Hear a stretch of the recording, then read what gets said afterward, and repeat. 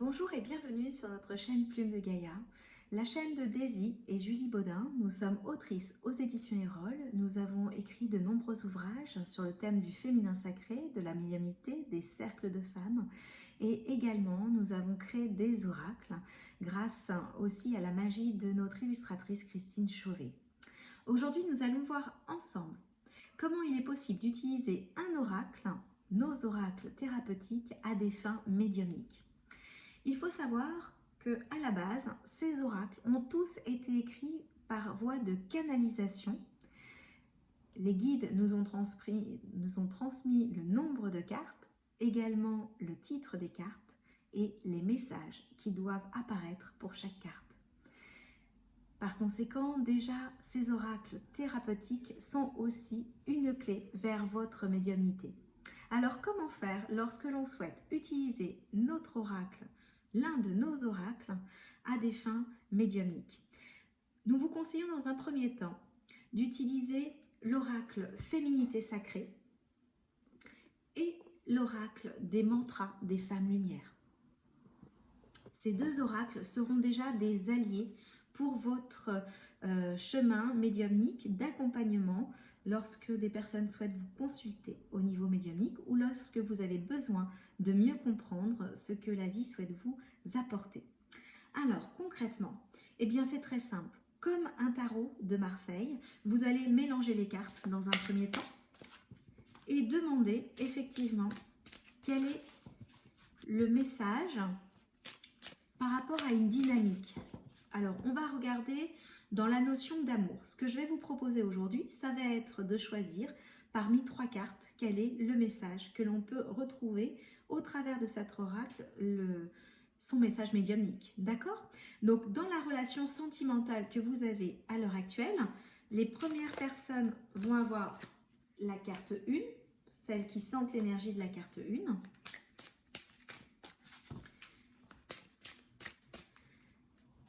La relation sentimentale pour la carte 2 et la relation sentimentale pour la carte 3. On y va pour la carte 1. Le message, c'est la carte de la tristesse. Donc, aujourd'hui, ce que l'on peut voir, c'est qu'au niveau de votre relation amoureuse, si vous avez choisi la carte 1, on peut dire que vous n'êtes pas forcément des plus joyeuses, vous n'êtes pas forcément heureuse de vivre une relation ou de vivre en tout cas une étape de cette relation. Ce qu'elle apporte, vous voyez, avec cette carte, on voit des petites bulles ici. Et moi, ce qu'elle m'inspire, c'est qu'il y a des choses qui ne sont pas forcément exprimées, des émotions qui ne sont pas écoutées. Et du coup, ça crée un conflit intérieur avec vous-même, mais également un conflit avec l'autre. Il y a une nécessité là aujourd'hui de communiquer sur ce qui ne vous rend pas forcément heureux et heureuse. Vous voyez cette carte, elle est verte, elle est pleine d'espoir. Donc on peut sembler aussi ressentir que cette personne, vous, ou la personne pour laquelle vous avez choisi cette carte, a beaucoup d'espoir, souhaite une relation harmonieuse avec beaucoup d'amour. C'est quelqu'un qui est dans l'attente d'une relation profonde, fluide, sereine et qu'elle puisse avancer sur son chemin avec une compagne ou un compagnon de manière saine. Pour celles et ceux qui ont choisi la carte numéro 2, c'est la carte des rêves. Alors moi, ce qu'elle m'inspire tout de suite, c'est que vous avez plutôt tendance à rêver une relation, donc peut-être que vous êtes célibataire à l'heure actuelle, que vous rêvez finalement de rencontrer quelqu'un, ou alors que vous rêvez plus la relation dans laquelle vous êtes que vous ne vous laissez bercer par ce qu'elle est véritablement. Il y a peut-être une illusion dans la relation que vous entretenez avec quelqu'un. Et si toutefois vous n'êtes pas dans cette illusion, et que vous êtes célibataire, alors ça veut dire qu'aujourd'hui, vous êtes plutôt dans le rêve, dans la projection de ce qui sera. La carte violette, le violet dans le chakra couronne, elle vient parler aussi de cette guidance, de cette, vous savez, de cette rencontre qui est sacrée. Donc peut-être que vous êtes une personne qui aujourd'hui recherchez l'âme sœur ou quelqu'un qui sera aussi spirituel que vous. Il y a une idée aussi parfois peut-être de tristesse parce que cette personne, soit elle n'est jamais venue vers vous, soit que du coup vous avez tant espéré que vos différentes relations soient sur cette énergie, et il y a quand même une forme de nostalgie tout en gardant espoir, mais quand même parfois peut-être des doutes que ce rêve se concrétise. Et enfin, pour celles et ceux qui ont choisi la carte numéro 3, donc là, on est sur les ronces de l'injustice. Donc on voit bien qu'en fait, il y a un soleil qui est barré par des ronces.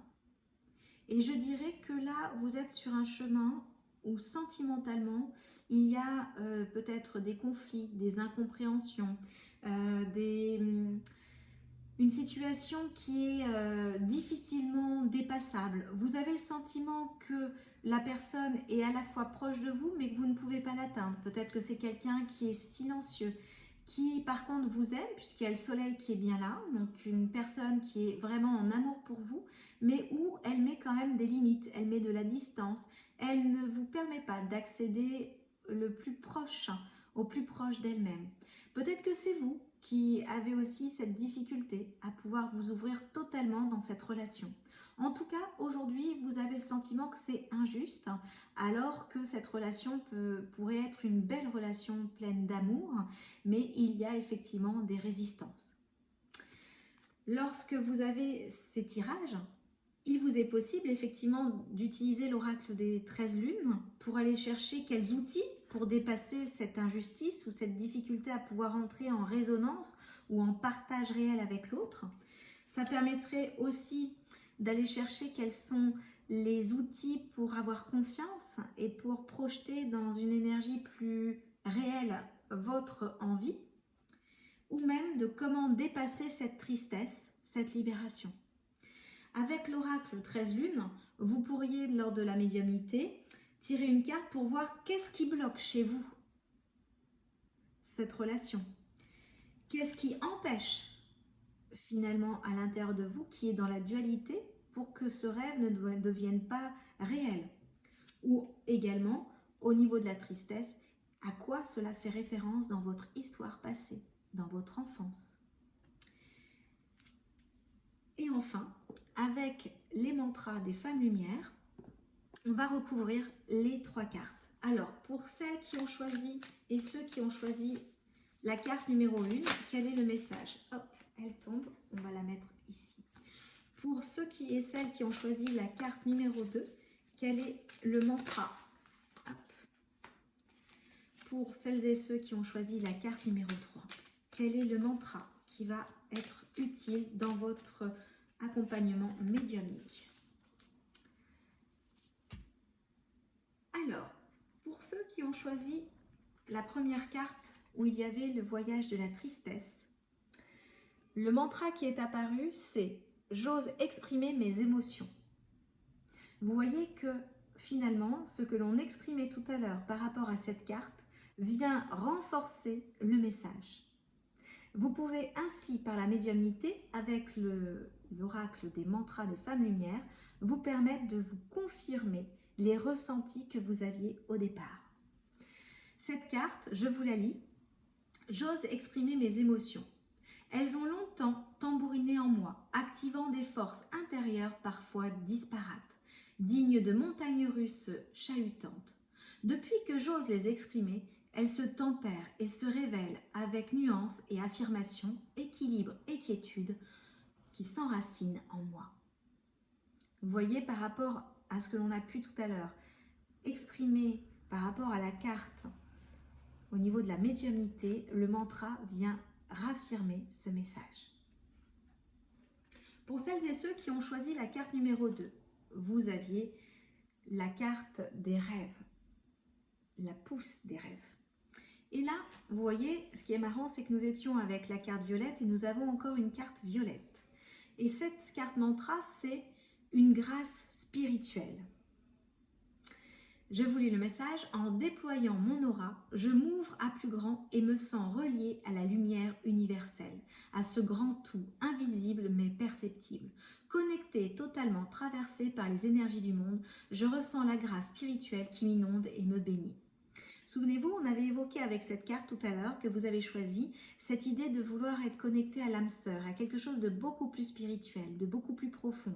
Et là, on vient renforcer cette indication dans cette connexion à la spiritualité, cette envie, effectivement, sur votre chemin, d'avoir une personne qui soit en adéquation avec cette énergie. Enfin, pour celles et ceux qui avaient choisi la carte numéro 3, c'était sur l'injustice, exactement les ronces de l'injustice. La carte qui est apparue, c'est l'étincelle de vie. Le chaudron de ma matrice est fait pour enfanter. Alors lorsque je me sens perdue, j'observe la lumière douce et puissante de mes potentiels inexploités. Il ne peut exister de doute, je suis l'alchimiste de ma vie. Cette carte, elle vient renforcer le message premier. Souvenez-vous, on parlait du soleil qui était derrière. Et là, on reparle de cette étincelle de vie, de ce chaudron, de cette créativité et des potentiels. Finalement, elle vient renforcer l'idée que cette carte vient parler effectivement de cette difficulté à exprimer son potentiel, à accueillir sa puissance et à laisser les autres venir le plus près de nous parce qu'on doute de soi. Vous voyez, au niveau d'une consultation médiumnique, vous pouvez utiliser l'ensemble de nos oracles afin de pouvoir vous accompagner sur le bon chemin. Voilà, merci de nous avoir suivis sur cette chaîne Plume de Gaïa. N'hésitez pas à commander vos oracles en librairie ou sur les marketplaces. Nous vous souhaitons une très belle fin de journée et à bientôt.